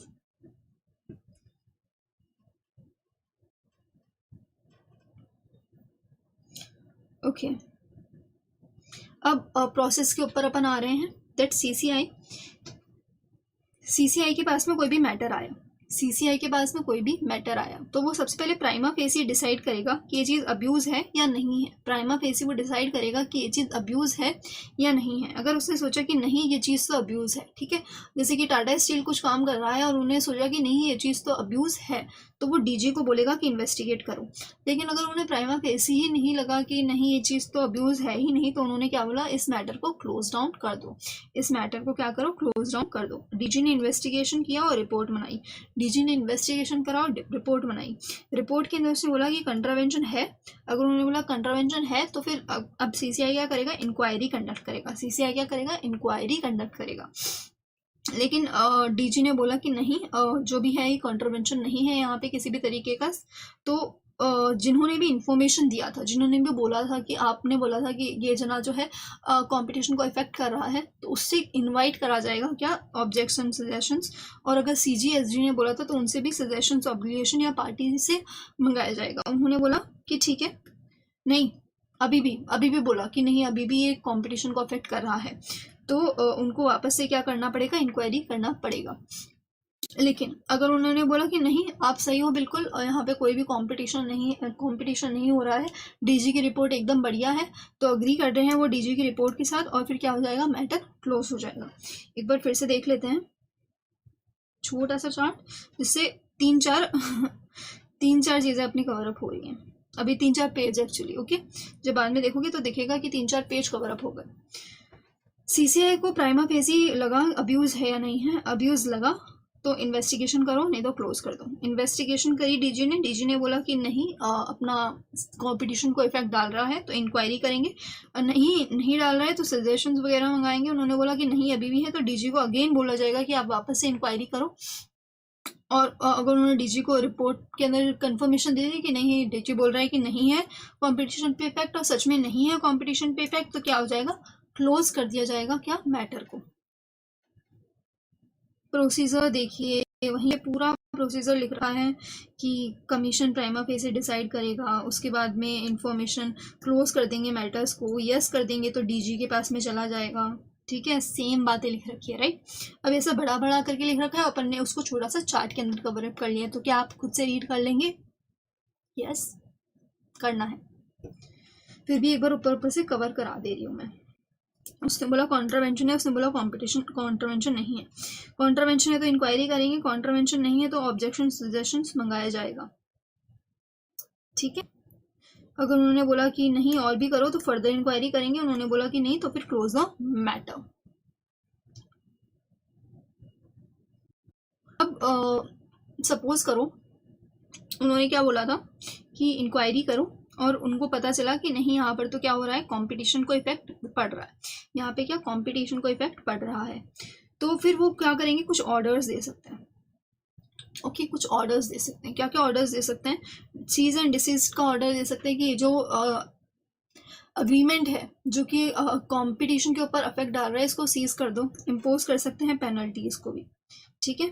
पेनल्टीज क्या क्या लगेगी, अगर आपकी कार्टेल है तो आपको 3% ऑफ द प्रॉफिट का पेनल्टी लगेगा, और 10% of turnover of each continuation of such agreement, ये आपका क्या लगेगा, और ये आपका पेनल्टी लगेगा, या फिर 3 times ऑफ द प्रॉफिट, या फिर 10% of turnover of the year in which the agreement is continuous.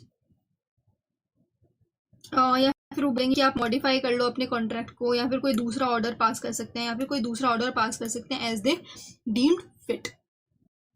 तो बेसिकली यहाँ पे ऑर्डर्स की बात करी गई है कि competition commission of India after inquiry of dominant position क्या क्या ऑर्डर्स पास कर सकता है, राइट।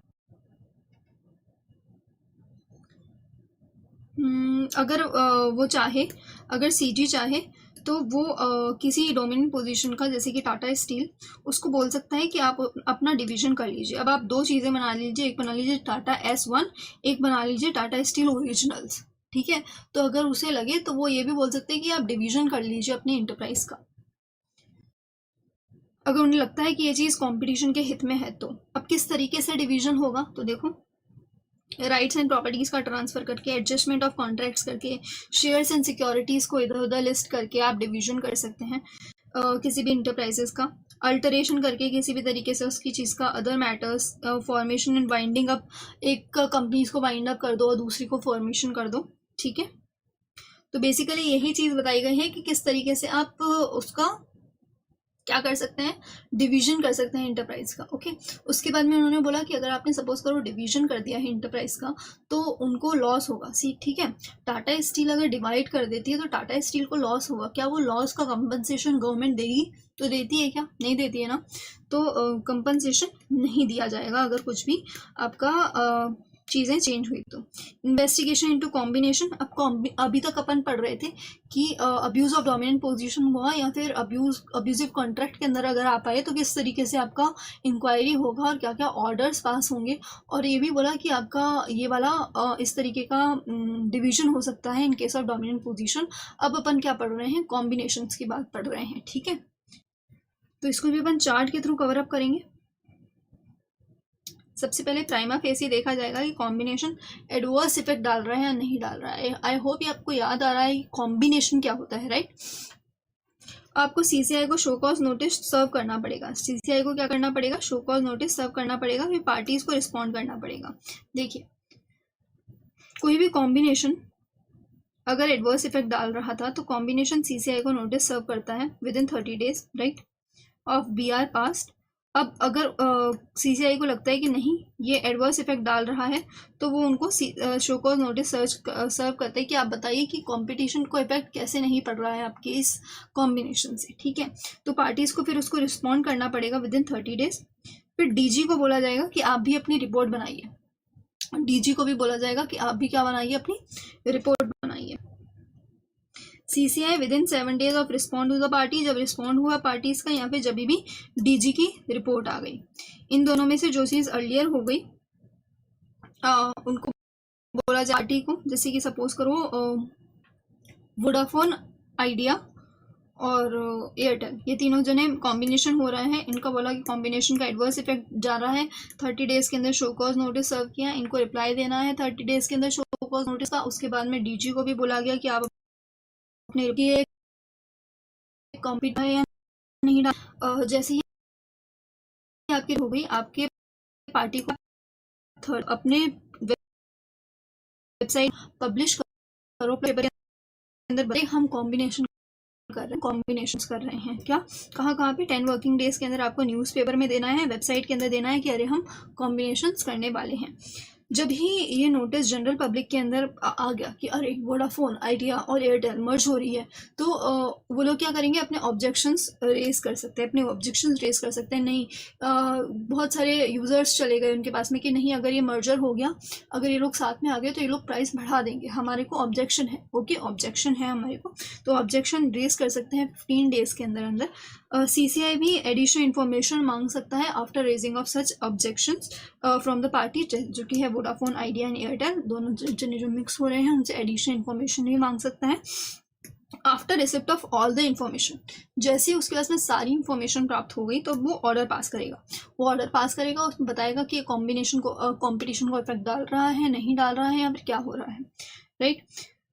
अगर सीसीआई ने 90 days के अंदर अंदर कोई भी ऑर्डर पास नहीं करा, कुछ भी नहीं बोला, उसके पास में सारी इन्फॉर्मेशन पहुंच गई, कोई भी ऑर्डर पास नहीं करा, तो डीम्ड मान लिया जाएगा कि कोई भी कंपटीशन नहीं है और उसको एक्सेप्टेंस मान लिया जाएगा। मतलब कि सीसीआई को 90 days के अंदर ऑर्डर पास करना पड़ेगा। ऑर्डर के अंदर उसको क्या देना पड़ेगा, ऑर्डर्स के अंदर उसको बताना पड़ेगा कि एडवर्स इफेक्ट है या नहीं है, एडवर्स इफेक्ट है या नहीं है।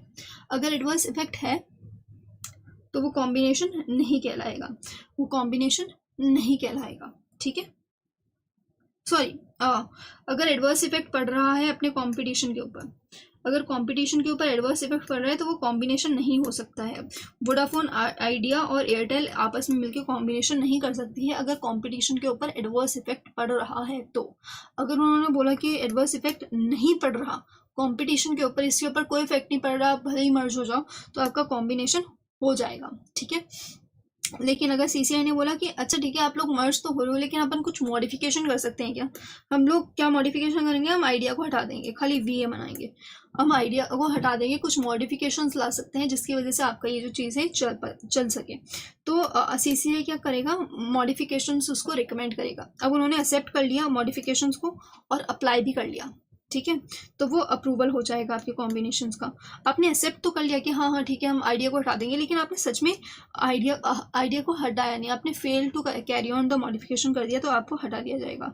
लेकिन अगर आपने एक्सेप्ट नहीं करा लेकिन सीसीआई को आगे रिकमेंड करा कि नहीं वीआई तो चाहिए, एयरटेल को हटा दो, आपने आगे से अपना एक और सेकंड मॉडिफिकेशन रखा, तो अगर सीसीआई को समझता है 30 डेज़ के अंदर अंदर कि ठीक है आपका मॉडिफिकेशन ठीक है, तो फिर तो ठीक बात है। अगर उन्होंने को नहीं जमा कि नहीं हमको तो वीआई बनाना है, वीआई नहीं बनाना है, तो अगर आप उसे एक्सेप्ट कर लेते हैं तो फिर आपका कॉम्बिनेशन बन जाएगा। अगर आप उसे एक्सेप्ट नहीं करते हैं तो कॉम्बिनेशन नहीं बनेगा।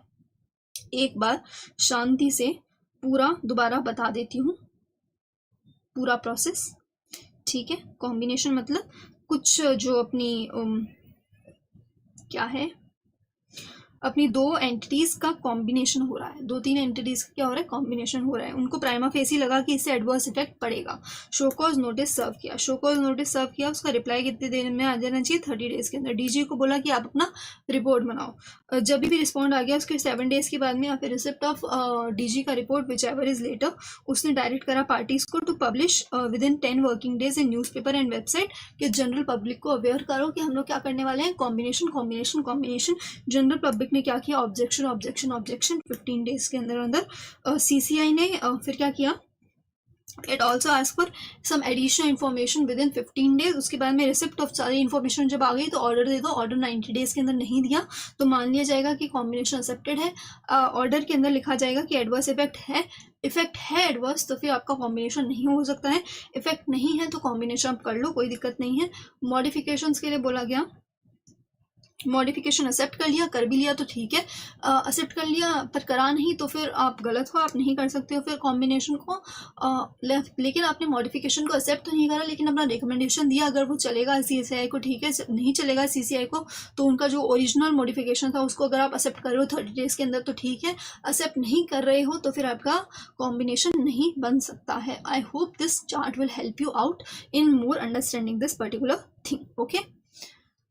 बाकी एक बार और रीड आउट करना, समझ में आ जाएगा, नहीं समझा टेलीग्राम है ही, एक बार और पीछे करके रिवाइंड करके रिकॉर्डेड का वायदा रिवाइंड करके वापस से देख सकते हैं। Objection invited 15 working days, submission of additional information, सब चीज़ें वही है, मैंने एक सिंपल से चार्ट के अंदर उस चीज़ को कवर अप करा दिया, ओके। अब आपको ये सब रीड आउट कर लेना है। ऑर्डर्स तो देखिए कॉम्बिनेशन इफेक्ट नहीं डाल रहा है, इफेक्ट डाल रहा है। ऑर्डर्स को भी हमने वहीं पे कवर अप कर लिया। मॉडिफिकेशन 90 वर्किंग डेज के अंदर बोला नहीं बोला, मॉडिफिकेशन एक्सेप्ट करा या नहीं करा, सेम चीज़ है। अब यही चीज़ इन्होंने थोड़ा थोड़ा चार्ट वार्ट के अंदर दे दिया, अलग अलग चार्ट्स बना दिए इन्होंने हर एक चीज़ के, तो ज़रूरत नहीं है इसको, मतलब एक बार बस आप रीड आउट कर सकते हो, वैसे मैंने सारी चीज़ें कवर अप कर ली हैं, ठीक है। वही बात है कि आप मॉडिफिकेशन के लिए अग्री कर रहे हैं नहीं कर रहे हैं तो फिर आपको 30 डेज़ के अंदर अंदर बताना है उनको, 30 वर्किंग डेज़ के अंदर। सेम चीज़ है जो अपन ने कवर अप कर ली, ठीक है। अगर कोई एग्रीमेंट आउटसाइड इंडिया हो रहा है लेकिन वो अफेक्ट करेगा कंपटीशन इन इंडिया, बाहर की 2 कंपनीज मिल रही हैं लेकिन उससे कंपटीशन का इफेक्ट पड़ रहा है इंडिया के अंदर, तो ऐसे तरीके के कॉम्बिनेशन के ऊपर भी सीसीआई क्या कर सकता है, अपना ऑर्डर पास कर सकता है, इवन इफ वो हो रहे हैं आउटसाइड इंडिया। बट क्यों, क्योंकि वो कंपटीशन के ऊपर इफेक्ट डालेंगे इन इंडिया के अंदर। इंटरीम ऑर्डर पास कर सकता है। अब देखिए अब वही बात, अब थोड़ी टेक्निकल वही थ्योरेटिकल बात आएगी, ठीक है, जो ऑलमोस्ट सेम होती है सारे एक्ट्स के अंदर, ठीक है। अपन ने पहले कुछ अंडरस्टैंडिंग वाली पार्ट पढ़ी, फिर बीच में कुछ थ्योरेटिकल बात आ गई, अब दोबारा से फिर अपन थोड़ी अंडरस्टैंडिंग वाली बात पढ़ी, अब दोबारा से थोड़ी थ्योरेटिकल बात यहाँ पे आ रही है। सीसीआई को सिविल कोर्ट की ही पावर रेज होगी। सिविल कोर्ट की पावर क्या होती है कि आप समन कर सकते हो पीपल को, discovery and production of documents कर सकते हो, एफिडेविट के ऊपर चीज़ें मंगा सकते हो वो, उसके बाद में एग्जामिन कर सकते हो विटनेसेस का। बेसिकली जो भी चीज़ें सिविल कोर्ट कर सकता है वही सारी चीज़ें सीसीआई भी कर सकता है, उसके पास में भी पावर है।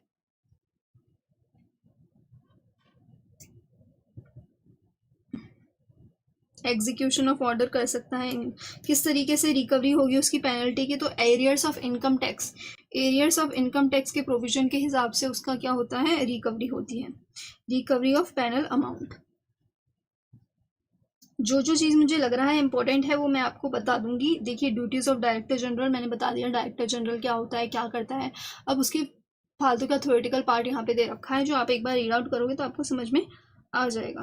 पेनल्टीज, पेनल्टीज सेक्शन एक बार रीड आउट करने वाली चीज़ होती है। अगर कोई पेनल्टी आती है तो आपको बेसिकली इंडेक्स के अंदर जाना है, बुक खोलना है, देखना है और जल्दी से उसको लिख देना है।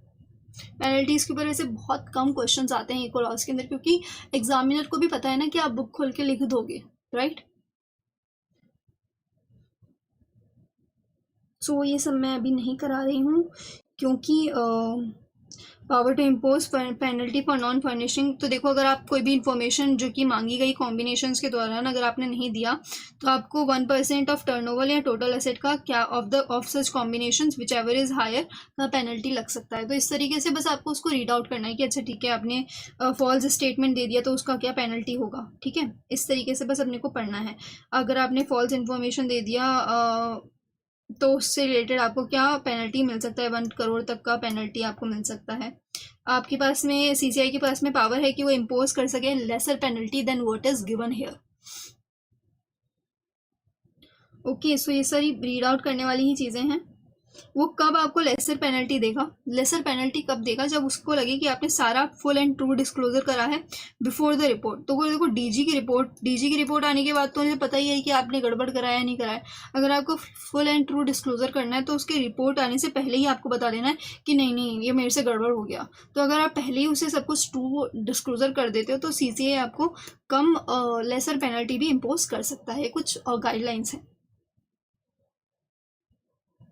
जो भी सम जाएगा वो कहाँ पर जाएगा, कंसोलिडेटेड फंड ऑफ इंडिया के अंदर जाएगा। सेम चीज़ जो अपन ने पहले भी पढ़ी थी। अब देखो कंपटीशन एडवोकेसी, सेम चीज़ अगर सीजी अमेंडमेंट करती है तो 60 डेज के अंदर आपको बताना है। सेम अपन ने वहाँ पे पढ़ा था। फाइनेंस अकाउंट्स एंड ऑडिट्स के बारे में भी अपन ने पढ़ा था, कहाँ से पैसे आते हैं, कहाँ पे पैसे जाते हैं और फिर जो बचा हुआ पैसा होता है वो कहाँ पे जाता है, competition consolidated fund of India के अंदर जाता है, राइट। आपको अपने अकाउंट्स मेंटेन करने पड़ेंगे, ऑडिट करानी पड़ेगी सीएजी से, राइट। मेंटेनेंस ऑफ अकाउंट्स ये इंपॉर्टेंट है कि सीसीआई को अपना जो भी बैलेंस शीट, इनकम टैक्स और जो भी वो अकाउंट्स मेंटेन कर रहा है ना उसको मिनिमम 10 ईयर्स तक का क्या करना पड़ेगा, प्रिजर्व करना पड़ेगा। 10 ईयर्स तक आपको अपने अकाउंट्स को प्रिजर्व करके रखना पड़ेगा। सीसीआई को एमसीक्यू आ सकता है। जो भी इंपॉर्टेंट है, जो भी मुझे लग रहा है कि यहाँ पे एमसीक्यू आ सकता है या आया हुआ है, चाहे मॉक टेस्ट के अंदर चाहे ओरिजिनल पेपर के अंदर, वो सब मैं आपको कवर करा रही हूँ इवन इफ वो थ्योरेटिकल है, राइट। रिटर्न वगैरह फर्निश करनी पड़ेगी। एपीलेट ट्रिब्यूनल के बारे में अपन ने पहले ही पढ़ लिया है, दैट अपन यहाँ पे अपील कर सकते हैं। फिर ये बोल रहा है कि आपको टाइम पीरियड टू अपील यहाँ पे 60 डेज दे रखा है कि ऑर्डर आया, ऑर्डर के 60 डेज के अंदर अगर आपको अपील करनी है तो अपील कर लीजिए अपीलेट अथॉरिटी के अंदर, ठीक है। इसके अंदर अपीलेट अथॉरिटी कौन है, NCLAT, national company law appellate tribunal.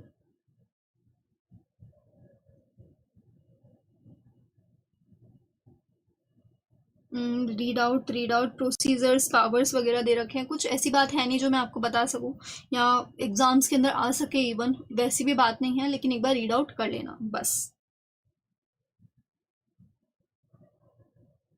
Penalty क्या लगेगा अगर आपने ऑर्डर्स ऑफ NCLAT मतलब आपने अपीलेट ट्रिब्यूनल की बात नहीं मानी तो आपके ऊपर क्या पेनल्टी रख सकती है, वो यहाँ पे दे रखा है। राइट टू लीगल रिप्रेजेंटेशन, तो देखो मैंने आपको बोला ना कि आप अपीलेट ट्रिब्यूनल के अंदर आप अपील कर सकते हो, राइट। आप अपीलेट ट्रिब्यूनल के अंदर अपील कर सकते हो। तो आप क्या खुद जाएंगे अपील करने के लिए? आप किसी और को अपना लीगल रिप्रेजेंटेटिव बना के भेज सकते हैं। तो आप किसी और को अपना लीगल रिप्रेजेंटेटिव बना के भेज सकते हैं। सीए को भेज सकते हैं, सीएस को भेज सकते हैं, सीएमए को भेज सकते हैं, लीगल प्रैक्टिशनर को भेज सकते हैं, फिर अदर ऑफिसर को भी आप भेज सकते हैं। देखो अपन सीए हैं, अपन ने पढ़ लिया कंपटीशन एक्ट के बारे में। अब अगर अपने को कोई अपना क्लाइंट बोले कि देखो मेरा कंपटीशन का जजमेंट आया है, आप जाके बात करिए, क्योंकि अपने पास में नॉलेज है तो अपन जाके उससे रिलेटेड बात कर सकते हैं। अपने क्लाइंट को हो सकता है इतनी नॉलेज ना हो, तो अपने पास में राइट है to act as a legal representative in front of the CCI. अब सुप्रीम कोर्ट अगर वो लोग एनसीएलएटी की बात से भी सहमत नहीं होते हैं, ऑर्डर से भी सहमत नहीं हो सकते हैं, तो वो सुप्रीम कोर्ट के अंदर जा सकते हैं। रेरा के अंदर अपन ने पढ़ा था कि आपको हाई कोर्ट के पास में जाना है, लेकिन कंपटीशन एक्ट के अंदर सुप्रीम कोर्ट के अंदर जाना है। इसीलिए ज़रूरी है कि अपने को अगर इससे रिलेटेड कोई भी क्वेश्चन आए तो उस पर्टिकुलर चैप्टर के उस पर्टिकुलर पार्ट के अंदर आइए और बस देख लीजिए, एक बार कंफर्म कर लीजिए, राइट। अपने पास में बुक है तो कुछ याद करने की ज़रूरत नहीं है इसके अंदर, बस पता होना चाहिए कि ऐसा कुछ लिखा हुआ है। Okay, appeal to CCI, CCI से बात नहीं बनी, एनसीएलटी के पास में गए, एनसीएलटी से भी बात नहीं बनी, तो आप सुप्रीम कोर्ट के पास में जा सकते हैं। सुप्रीम कोर्ट के बाद में कहीं नहीं जा सकते, और उस केस के अंदर हाई कोर्ट के बाद में कहीं और नहीं जा सकते। वो जो डिसीजन लेंगे वो फाइनल एंड बाइंडिंग हो जाएगा। मिसलीनियस प्रोविजन तो मैं बिल्कुल नहीं बनाने वाली, बिल्कुल वो सेम है चीज़ें, ऐसा कुछ नहीं है। अगर कुछ होगा तो मैं बताती हूँ आपको। वही है कि यार सीसीआई के अंदर जो बात हो रही है, ट्रिब्यूनल के बीच में कोई बात जो हो रही है, वो आपको डिस्क्लोज नहीं करना है, राइट। अब ये तो बिल्कुल ही रीड आउट करने वाली बात भी नहीं है इसके अंदर कुछ। यहाँ पे ना सारा जितना भी आपका penalties, I think establishment of provident fund, monopolistic trade practices हो रही हैं, ट्रांसफ़र फ्रॉम ट्रांसफ़र टू, अब कुछ नहीं है। ये पहले ना ये वाला कमीशन इसको बात देखता था, लेकिन अब ये सारे कमीशंस बंद हो गए हैं और सारी बातें कौन देख रहा है? सीसीआई ही देख रहा है, अगर कंपटीशन से रिलेटेड कोई बात हो रही है तो कुछ पढ़ने वाली चीज़ नहीं है यहाँ पे। देखो सारी चीज़ें किससे शिफ्ट हो गई हैं? कंपटीशन कमीशन को शिफ्ट हो गई है। ये वाली सारी चीज़ें किसको शिफ्ट हो गई है? अपीलेट ट्रिब्यूनल को शिफ्ट हो गई है। तो ऐसी कुछ पढ़ने लायक बात नहीं है, ना ही ऐसा कुछ है जो एग्जाम के अंदर आ सकता है। With this we have completed our competition commission of competition act completion कर लिया है अपने कंपटीशन एक्ट का। आई होप आपको समझ में आया हो। बहुत ज़्यादा बातें नहीं है कंपटीशन एक्ट के अंदर, बस उन्होंने थ्योरी को बहुत ज़्यादा फैला रखा है, क्योंकि बार बार सेम चीज़ें उन्होंने लिख रखी है। जो चीज़ एक पेज के अंदर कवर अप हो सकती थी उसको 3-4 पेज के अंदर निपटाया है। कोई दिक्कत नहीं है, अपन ने उसको अच्छी तरीके से कर लिया है। सबसे पहले अपन ने अग्रीमेंट्स पढ़े, अब्यूज़ ऑफ अग्रीमेंट्स वगैरह पढ़े। उसके बाद में अब्यूज़ ऑफ अग्रीमेंट्स के अंदर अपन ने horizontal agreements and vertical agreements पढ़ा। उसके बाद में dominant position and factors determining abuse of dominant position अपन ने पढ़ा। उसके बाद में अपन ने कॉम्बिनेशंस के बारे में पढ़ा। उसके बाद में अपन ने सीसीआई से रिलेटेड थ्योरेटिकल बातें पढ़ी। उसके बाद में अपन ने सीसीआई से रिलेटेड थ्योरेटिकल बातें अपन ने पढ़ी। उसके बाद में अपन ने प्रोसीजरल सेक्शन पढ़े regarding the inquiry with regards to abuse of dominant position and abuse of agreements that are finding abuse on competition. Okay, agreement जो कि अब्यूज़ कर रहे हैं कंपटीशन इन इंडिया के ऊपर। और अपन ने इंक्वायरी वाली बात पढ़ी अपने कॉम्बिनेशन के अंदर। उसके बाद में वापस से अपन ने कुछ थ्योरेटिकल बातें पढ़ी और अपन ने बातें पढ़ी regarding the appellate tribunal, supreme court और कुछ पेनल्टीज़ वाली बातें। ओके, सो बस इतना सा ही था कंपटीशन एक्ट एंड उतना सा ही था रेरा एक्ट। तो अपने यहाँ पे 2 एक्ट्स अपने कवर अप हो गए हैं। एक बार देख लेते हैं अपन। यस, अपना हो गया है कंपटीशन एक्ट, अपना हो गया है RERA act. Okay, only 7 acts are there. I hope आपको अंडरस्टैंडिंग मिली हो। ज़रूर से रिव्यूज़ दीजिएगा। जैसे ही अपना ये क्लास ख़त्म हो जाता है, आई थिंक आपका रिव्यू का आता होगा ऑप्शन, वहाँ पे अगर आप रिव्यू दे देंगे, प्लस अगर आप मुझे टेलीग्राम ग्रुप के अंदर रिव्यू दे देंगे तो बहुत मोर देन सफिशिएंट होगा। मुझे पता चलेगा कि दैट मेरा पढ़ाया हुआ आपको समझ में आ रहा है या नहीं आ रहा है। हाउएवर आई रिकमेंड दैट एक बार क्लास देखने के बाद में खुद से रीड आउट कर लेना, तब एक बार सेटिस्फेक्शन हो जाएगा कि नहीं मैम ने सारी चीज़ें कवर अप कराई हैं। ओके, और उसके बाद में रिव्यू देना कि आपको सारी बात समझ में आई या नहीं आई। Okay, thank you very much guys. See you guys in the next chapter. Till then, please complete your homeworks, that is to read from ICI module.